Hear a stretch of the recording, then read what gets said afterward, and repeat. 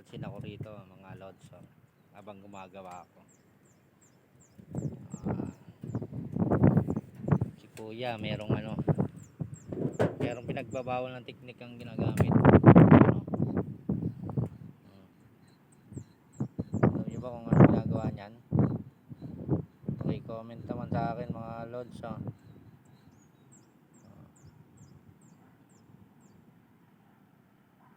Mga tubo yan, sa gilid, ang binabantayan niya yan,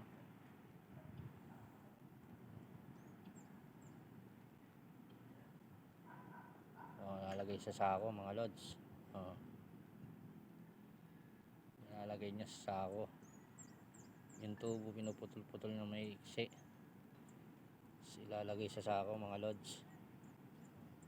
Ayan. Kaya yung mga contractor dyan, mga engineer, mag-iiwan kayo sa kanila ng pang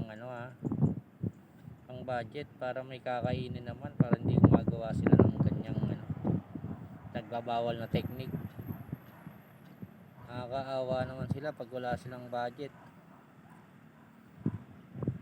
Mga contractor, engineer, architect, yan pong nagbabawal na technique na ginagamit. Hindi mo may iwasan talaga yan, kahit sabihin yung matagal na yung tao. Ayun yung barak sila.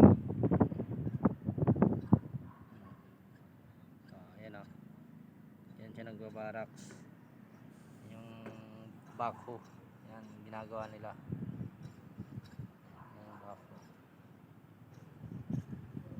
Yung mga tubo, ayan, yung mga tubo mga lods, ayan, mukhang napagod.